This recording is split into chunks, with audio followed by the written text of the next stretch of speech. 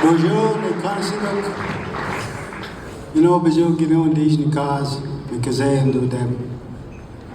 Good evening, ladies and gentlemen, elders, ministers, special guests, honored guests. I'm very happy to be here, very honored to be asked to say a few words for Murray.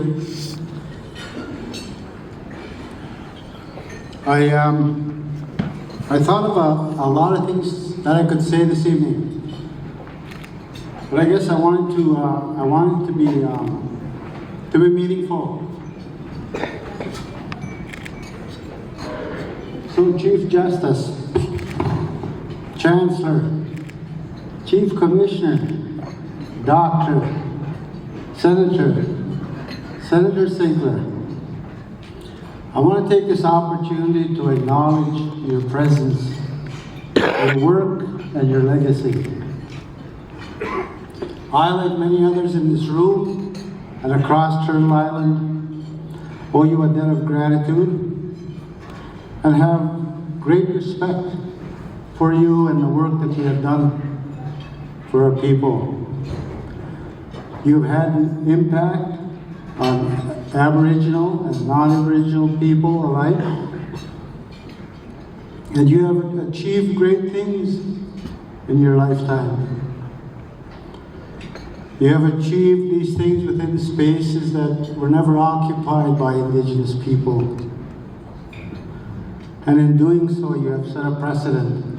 You have set a path and the belief that anything is possible. You are a trailblazer. You are an icon. And I'm so privileged to share this stage with you. So Senator Sinclair, on behalf of the people here and on behalf of the people of Peguis, I would like to say miigwech for all of your hard work, your tireless devotion, your dedication to improving the lives of not only Aboriginal people, Indigenous people, but all of Canada. I say miigwech Murray. Thank you so much.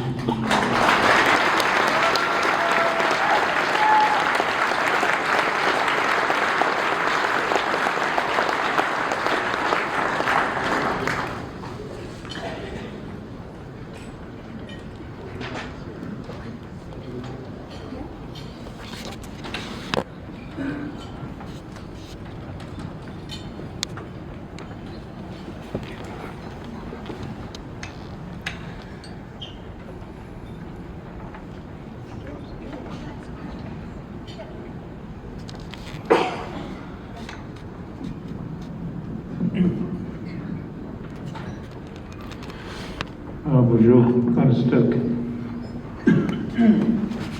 Mizenegija condition cast, Kigoro Dem. Wow, what a hell of a gathering.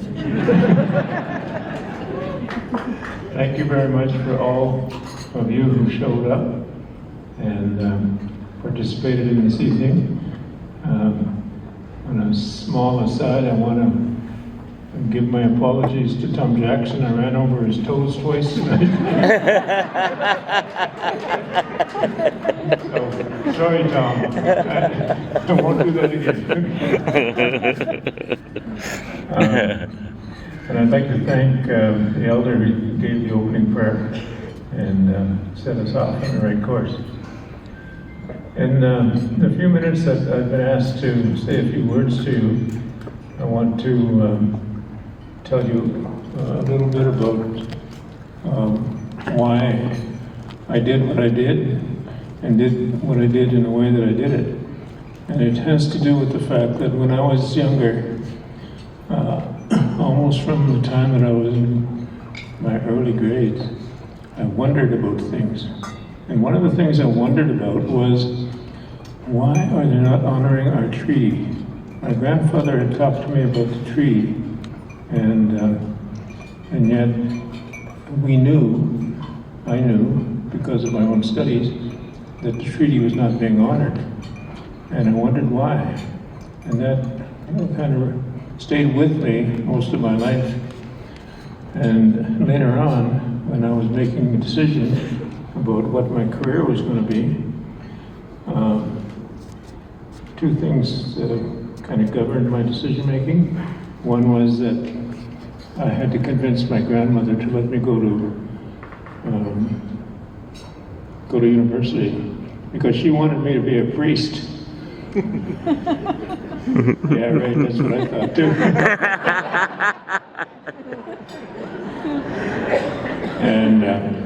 And so that didn't happen, but I had to be persuasive with her because she was a very firm lady, and took a long time to persuade her because she had the forms that needed to be signed so I could take university entrance programs.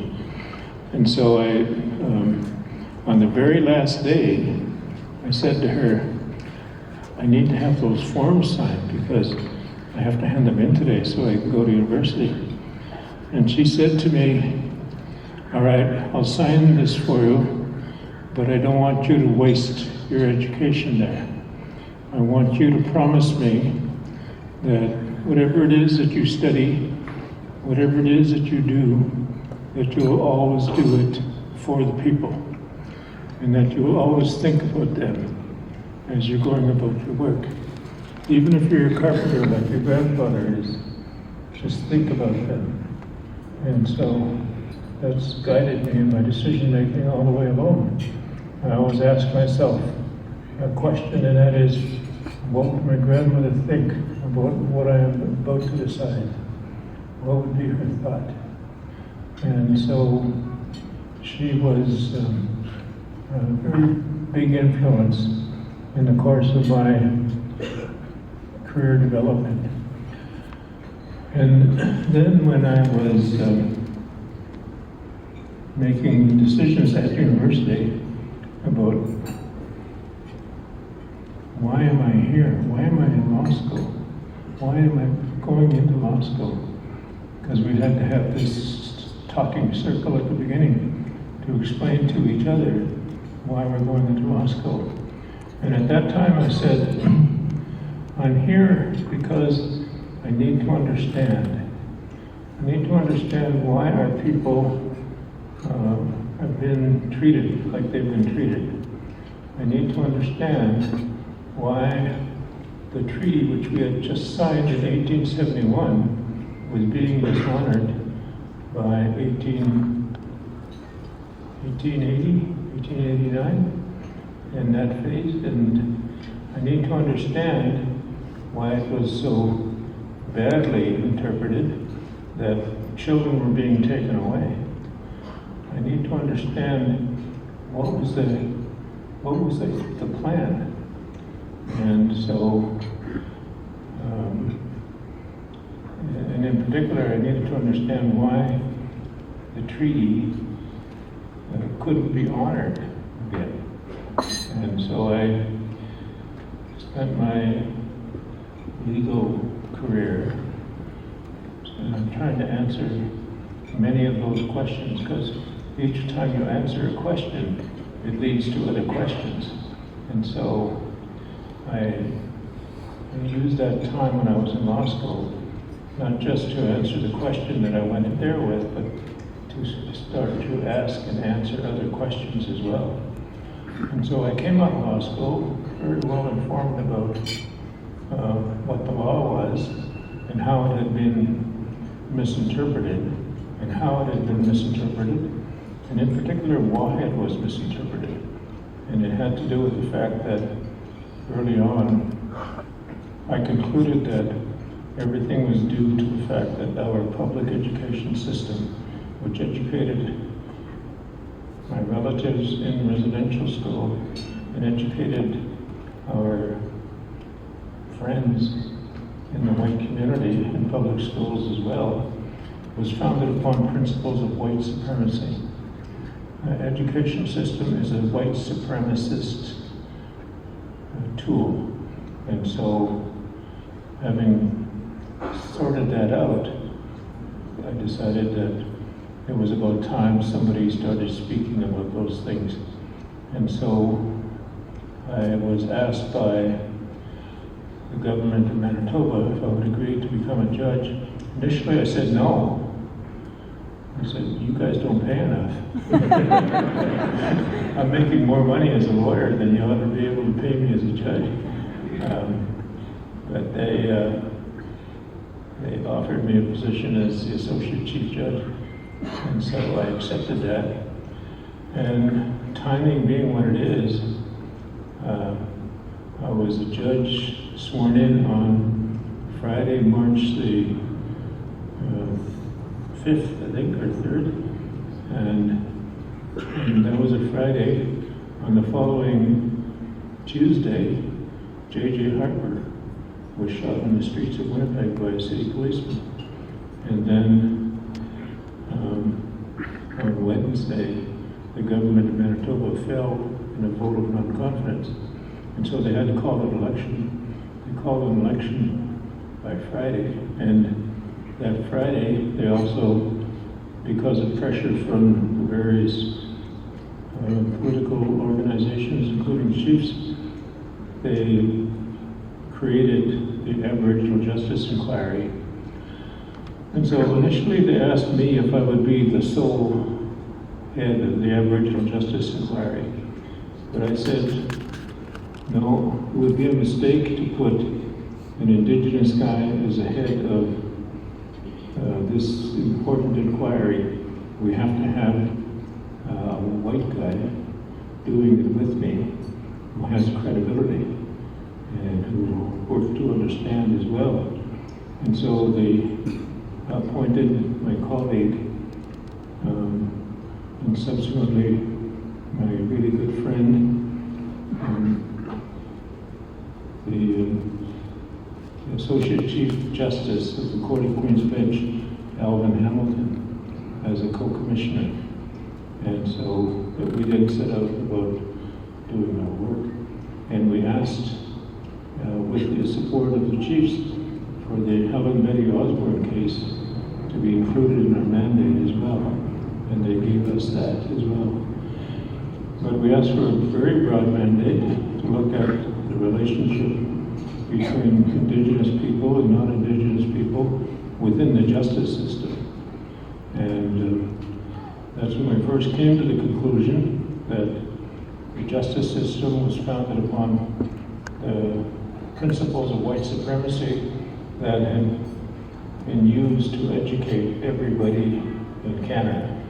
And so, as we said in our report, that judges and prosecutors and lawyers are inherently trained to follow the laws of Canada and the laws of England because they believe that's the only way to do things.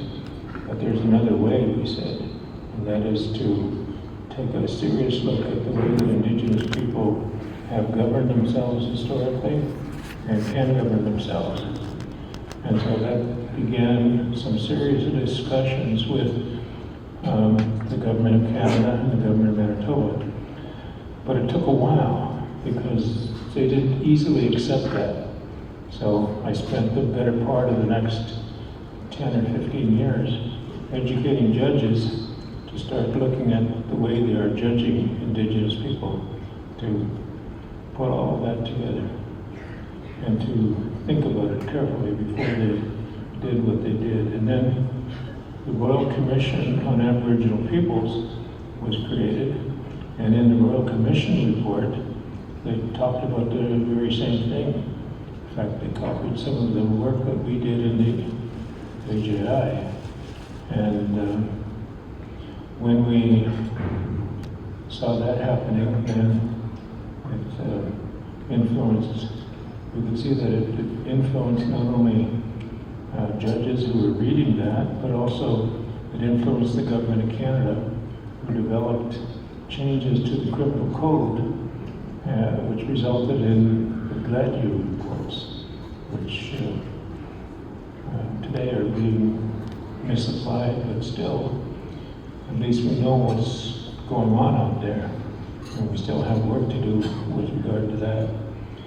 And the other day I spoke at a conference on a summit on justice, and I shared some of these very same thoughts with them, and that is that we need to look carefully and foremost at the relationship that Indigenous youth have with their community if we are going to create a more just system.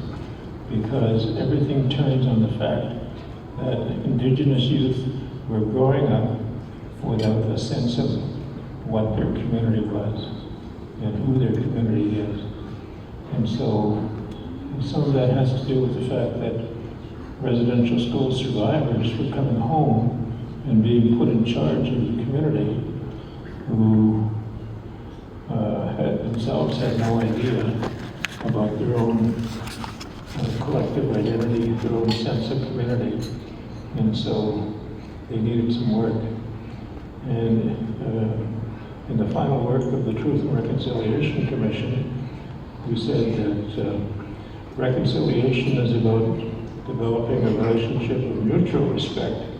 But before you can have a relationship of mutual respect, we firstly have to work to get back to Indigenous people their sense of self-respect.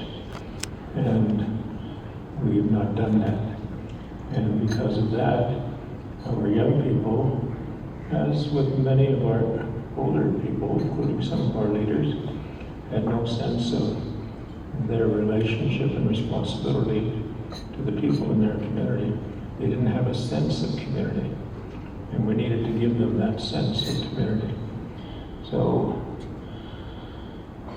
we still have a long way to go. Don't anybody ever think that we are close to achieving reconciliation. We are not. We have a better understanding. There are more studies. There's more information out there. But understanding how it works and how it applies and what it does to people really is going to take us a tremendous amount of work. And I want to thank all of those who've been working in this field now for some time for the work that you've been doing. And finally, in closing, I want to thank my good friend, Phil Fontaine, for the work that he did. He gave rise to the Truth and Reconciliation Commission and the Residential Schools Settlement Agreement with his remarks before anybody else had ever spoken publicly about the genocide going on in residential schools and the impact that it was having on people's lives after the schools had closed even. And because of such an influential man making such remarks, he was able to heighten the interest level of the media and of government, as well as our own political leaders and other political leaders in the country. And so he doesn't get enough credit for the fact that the Truth and Reconciliation Commission owes him a debt of gratitude. And so I want to indicate to him how much I love him for having done that for us and how much we relied upon his leadership to get us to the point where we could say and do what we said and did in the TRC report. So we have a long way to go, as I said. It took many generations to create the mess that was in many of our communities. But now our communities are beginning to develop a sense of self, a sense of community. And leadership from the chiefs who are in this room show what can happen when they step up and take charge of developing a sense of not just community, but a sense of sovereignty, a sense of true self and who the people are. And so I didn't do that. They're doing that. And they're doing that because they have their own understanding And when I see them speaking at gatherings such as this, I am overwhelmed with gratitude that they have picked up on hoping to answer those questions that I had when I went to law school. So I say miigwech to all of the chiefs who are here. I say miigwech to all of the leaders who have been listening to them and respecting the fact that they have so much influence economically, socially, politically, that they know that they ignore what we are saying, what our leaders are saying, at their own peril. So, miigwech to all of you. And thank you for this wonderful honor and for the wonderful sense of commitment that not only you have shown to the work that I've been involved in, but also commitment that I've had to developing a sense of community. Miigwech.